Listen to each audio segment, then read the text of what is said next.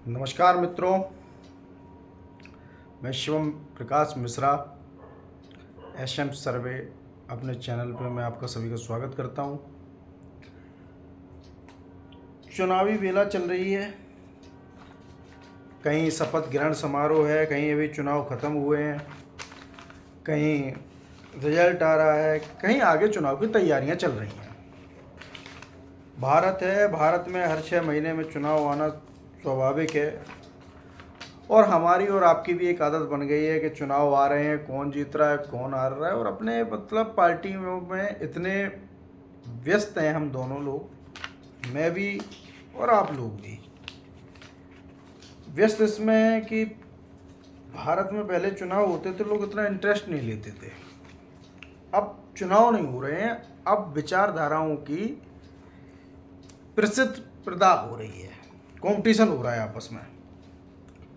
Competition ऐसा हो रहा है, आप देख रहे होंगे 2014 से महसूस करिए आप अपने आसपास का वातावरण और ये महसूस करिए कि 2014 से पहले क्या इलेक्शन भारत में होते थे और 2014 के बाद यूं कह लें माननीय प्रधानमंत्री नरेंद्र मोदी जी जब से बने हैं उसके बाद से चुनाव का क्या रुझान भारत में हो गया है और 2014 से पहले ही था।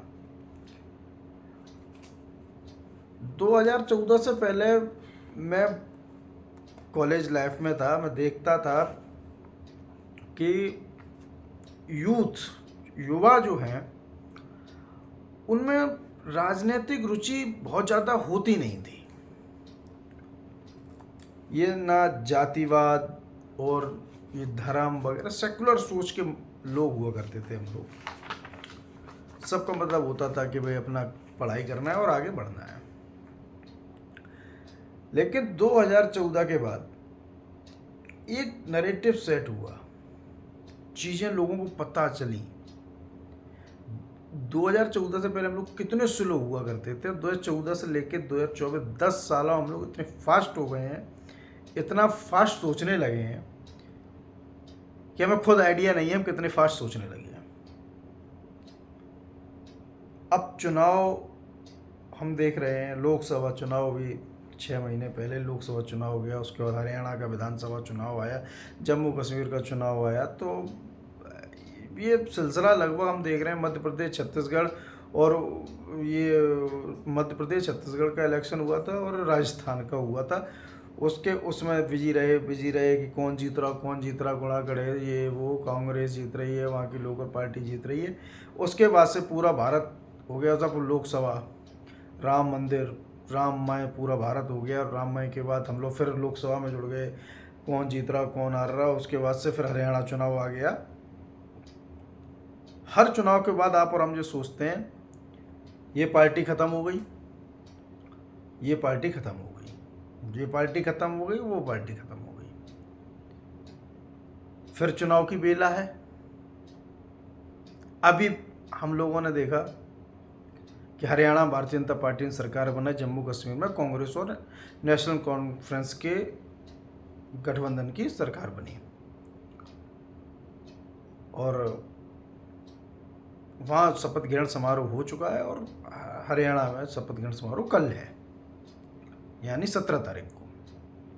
और वहाँ विधायक दल के नेता चुन लिए गए हैं, नायब सैनी जो अभी 6 महीने पहले मुख्यमंत्री बनाए गए थे और उनको ही विधायक दल का नेता चुन लिया है। और ये पहली बार हुआ है कि गृह मंत्री अमित शाह जी किसी स्टेट के पर्यवेक्षक बन के गए हों, क्योंकि वहाँ पे वो भी कंट्रीब्यूशन था, बहुत अंदरी विरोध था कि कौन किसको बनाया जाए किसको नहीं बनाया जाए। अंतोगत ये फैसला हो गया है कि नायब सैनी चीफ मिनिस्टर होंगे हरियाणा के, और मेरी तरफ से उनको बहुत बहुत बधाई। इधर हरियाणा का चुनाव खत्म हुआ, जम्मू कश्मीर का हुआ, पूरी प्लानिंग से चुनाव कराए गए थे कि हरियाणा में हम जीतेंगे और जम्मू कश्मीर में तुम जीतोगे। अगर हरियाणा भारतीय जनता पार्टी हार जाती और जम्मू कश्मीर में भी हार जाती तो ये पूरा नैरेटिव सेट हो जाता कि भारतीय जनता पार्टी नरेंद्र मोदी जी की जो लहर है वो समाप्त हो चुकी है और मोदी मैजिक खत्म हो गया है और ये लहर बहुत दूर तक जाती है और आगामी जो झारखंड के चुनाव हैं और महाराष्ट्र के चुनाव हैं इस पर भी इसका गहरा असर पड़ता। तो भारतीय जनता पार्टी अपना जो भी निर्णय लेती है वो बहुत सोच समझ के लेती है। मैं भारतीय जनता पार्टी का कोई सपोर्टर नहीं हूँ, लेकिन मैं एक जो चीज़ अच्छी होती है मैं उसकी, मेरी शुरू से आदत रही है कि कोई भी ख़राब से ख़राब व्यक्ति हो, उसके वो ख़राब करने के तरीके और उसकी रूल रेगुलेशन अगर आप देखो, उसके टाइम मैनेजमेंट देखो, तो उसको आदमी को सीखना चाहिए कि ये कितना आगे काम करता है। हम लोग इसी चीज़ में बिजी रहे। भारतीय जनता पार्टी का एक सदस्यता अभियान चल रहा था जो लगभग 1.5 महीने से चल रहा था, प्राथमिक सदस्यता अभियान। वो सूचना मिली, अलग अलग लोगों के अलग अलग मत हैं कि 15 अक्टूबर यानी कि आज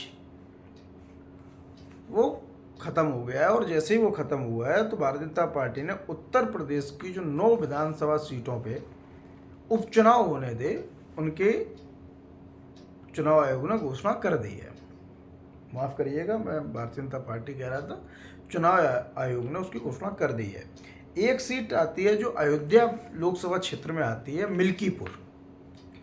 उस मिल्कीपुर विधानसभा को छोड़कर बाकी की 8 विधानसभा सीटों पे चुनाव आयोग ने घोषणा कर दी है। लेकिन ये सोचने वाली बात है कि जब 9 विधानसभा सीटों पे चुनाव होने हैं तो 8 पे घोषणा क्यों की? माफ़ करना, 10 विधानसभा सीटों पर चुनाव होने हैं तो 9 पे घोषणा कर दी, 1 पे नहीं की। क्यों नहीं की, इसका जवाब चुनाव आयोग ने भी दिया नहीं, ऐसा टाला मटोली कर दिया। मिल्कीपुर वही विधानसभा सीट है जो अयोध्या लोकसभा क्षेत्र में आती है। यहाँ से जो विधायक थे अवधेश प्रसाद, जो वर्तमान में समाजवादी पार्टी से अयोध्या सीट से लोकसभा चुनाव जीत के सांसद बन के संसद भवन पहुँचे और जिन्हें समाजवादी पार्टी बहुत बढ़ा चढ़ा के दिखा रही है, उनकी वो सीट है। और उनके बेटे को समाजवादी पार्टी ने उस सीट पर टिकट दे दिया है, अपना प्रत्याशी बना दिया है। खैर, अभी भारतीय जनता पार्टी ने इन सीटों पे किसी पे प्रत्याशी नहीं उतारे हैं, या कांग्रेस ने या बसपा ने नहीं उतारे हैं, आरएलडी या जो भी रीजनल पार्टी है उनने नहीं उतारे हैं। मिल्कीपुर में भारतीय जनता पार्टी अयोध्या में मिली हार के बाद बहुत ज़्यादा डरी हुई है। वो ये चाह रही है कि भाई कहीं अयोध्या में हम लोकसभा चुनाव हारी और कहीं विधानसभा चुनाव भी हार गए, तो अगर हम बाकी की 8 सीटें भी जीत गए तो मैसेज यही जाएगा कि आप हार गए हैं, अयोध्या की जनता भी आपको पसंद नहीं कर रही है और ये उपचुनाव आगामी विधानसभा चुनाव की काफ़ी हद तक तस्वीरें साफ करेंगे। खैर, मेरा मानना ये नहीं है कि ये तस्वीरें साफ होती हैं, क्योंकि जब 2017 के विधानसभा चुनाव के बाद जब लोकसभा के चुनाव हुए थे, उसमें भारतीय जनता पार्टी गोरखपुर और फूलपुर ये दोनों सीटें हारी थी। और ये दोनों सीटें माननीय मुख्यमंत्री योगी आदित्यनाथ गोरखपुर से सांसद थे, उनके विधायक बनने के बाद खाली हुई थी। और उप मुख्यमंत्री केशव प्रसाद मौर्य जो फूलपुर से सांसद थे, उनके उप मुख्यमंत्री बनने के बाद जो सीट खाली हुई थी, वो दोनों सीटें अपने मुख्यमंत्री और उप मुख्यमंत्री दोनों सीटें हारे थे। और सीटें हारने के साथ साथ वो इतनी सी बुरी तरह हारे थे कि मुख्यमंत्री गोरखपुर में अपना बूथ नहीं बचा पाए थे और फूलपुर में उप मुख्यमंत्री अपना बूथ नहीं बचा पाए थे। और उसके बाद 2022 में पुनः भारतीय जनता पार्टी ने प्रचंड बहुमत सरकार बनाई थी। लेकिन ये एक नैरेटिव सेट करने की कोशिश की जाती है पार्टियों, नेताओं, कार्यकर्ताओं की तरफ से कि उपचुनाव का असर आम चुनाव पे पड़ता है, लेकिन ऐसा होता नहीं है और अब ऐसा कभी देखा भी नहीं गया है। और अमूमन ये धारणा रहती है कि उपचुनाव सत्ता के पक्ष में जाते हैं। अब मैं आपको मेन बात बताता हूँ कि भारतीय जनता पार्टी की चिंता का विषय ये है कि अगर अयोध्या की लोकसभा सीट हारने के बाद जो मिल्कीपुर विधानसभा सीट है, अगर वो भी हार जाते हैं तो पूरे उत्तर प्रदेश में जो मैसेज चला जाएगा कि जो दलित समाज में पासी कम्युनिटी है, वो ज़्यादातर जो पूर्वी उत्तर प्रदेश है उस जगह वास करती है, कि वो नाराज़ है। और वो कम्युनिटी ये मैसेज देने में सक्षम रहेंगे समाजवादी पार्टी कि जो पासी समाज है वो अब जो भारतीय जनता पार्टी का वोट बैंक हुआ करता था वो समाजवादी पार्टी का वोट बैंक है। और समाजवादी पार्टी पासी समुदाय के लिए बहुत कुछ करती है। उनके पर दिखाने के लिए ये है कि अवधेश प्रसाद पासी को भी हमने सांसद बनाया और उनके पुत्र को हमने विधायक बनाया। अगर ये मैसेज चला जाता है जो आगामी 2027 में इलेक्शन होंगे उसमें कठिनाइयाँ हो सकती है, इसकी वजह से उन्होंने वो सीट पर चुनाव ना करा के, जो ऐसा मानना है हालांकि चुनाव आयोग ने कोई स्पष्टीकरण दिया नहीं है। अगर चुनाव आयोग ये दे सकता था कि भाई आप सारी सीटों पर चुनाव करा रहे हैं तो मिल्कीपुर क्यों छोड़ रहे हैं, तो होता। उन्होंने कहा कि अभी इस पर विषय नहीं है, अभी इसका चिंता का विषय है, आगे चुनाव कराएंगे। लेकिन मेरे सर्वे के अनुसार आज की स्थिति में भी ये गणित लगाने के बाद भी भारतीय जनता पार्टी की स्थिति उपचुनाव में बहुत अच्छी नहीं है। अब बात करते हैं एक एक सीट की जो चुनाव होने हैं। कानपुर की सीसामऊ जो सीट है, वहाँ से विधायक हुआ करते थे इरफान सोलंकी, जो किसी केस में जेल में गए, उन्हें सजा हुई और उनके बाद उस सीट से उन्हें इस्तीफा देना पड़ा। उस पर उपचुनाव होना है। तो जो कानपुर की सीसामऊ सीट है, वहाँ से समाजवादी पार्टी ने अपना उम्मीदवार नसीम सोलंकी को बना दिया है, लेकिन भारतीय जनता पार्टी ने अभी इस सीट पे कोई उम्मीदवार नहीं उतारा है। ये आपको बताते हैं, ये सीट जो सीसामऊ विधानसभा क्षेत्र कानपुर के अंदर आती है, ये प्रचंड लहर 2017 और 2022 उस दोनों लहरों में भी भारतीय जनता पार्टी इस सीट पे जीत हासिल नहीं की थी और वर्तमान में भी जातीय समीकरण के हिसाब से इस सीट पे भारतीय जनता पार्टी कमजोर स्थिति में दिखाई देती है। तो एक सीट समाजवादी पार्टी को मेरे सर्वे के अनुसार ये जाती है। फिर आ जाओ फूलपुर जो विधानसभा क्षेत्र है, वहाँ भी मुस्तफा सिद्दीकी को समाजवादी पार्टी ने टिकट दिया है और भारतीय जनता पार्टी ने भी नहीं उतारा है। यहाँ पे कांटे की टक्कर देखने को मिल सकती है और इस सीट पे भारतीय जनता पार्टी प्लस में है। अब आपको पैंच ये है कि ये सीट को भारतीय जनता पार्टी चुनाव लड़ती है या अपनी सहयोगी पार्टी अपना दल सोनेलाल को देती है।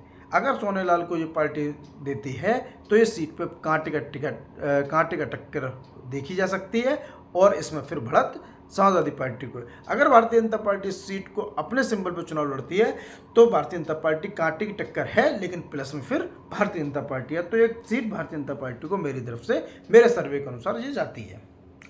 अब आ जाओ मैनपुरी लोकसभा। मैनपुरी के अंदर एक करेल विधानसभा पड़ती है, जहाँ से अखिलेश यादव, पूर्व मुख्यमंत्री अखिलेश यादव यहाँ से विधायक बने थे और उनके कन्नौज से सांसद बनने के बाद इस सीट खाली हुई थी।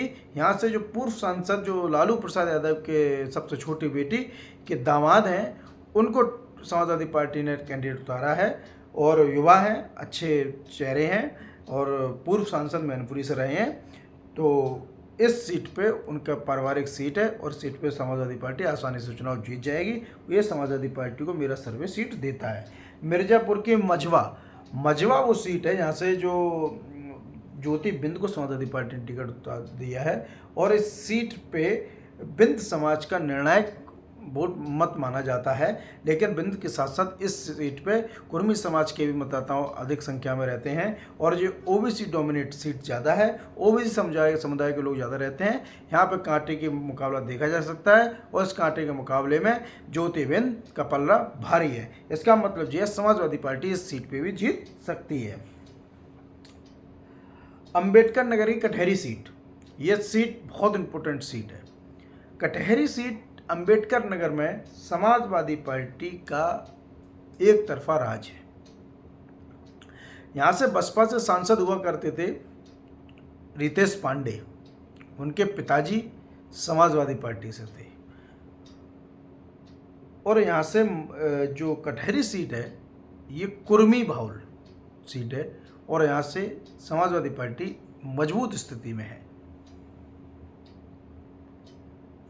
गाजियाबाद सदर, गाजियाबाद नोएडा मतलब गौतम बुद्ध नगर और गाजियाबाद बुलंदशहर, ये जो लोकसभाएं हैं जो भारतीय जनता पार्टी की परंपरागत लोकसभाएं हैं और गाजियाबाद सीट से भारतीय जनता पार्टी किसी को भी अपना उम्मीदवार बनाती है तो वो चुनाव आसानी से जीत सकता है और भारतीय जनता पार्टी गाजियाबाद से चुनाव जीत रही है। अलीगढ़ की खैर विधानसभा सीट, भारतीय जनता पार्टी का पलड़ा मजबूत है, भारतीय जनता पार्टी इस सीट पर चुनाव जीत रही है।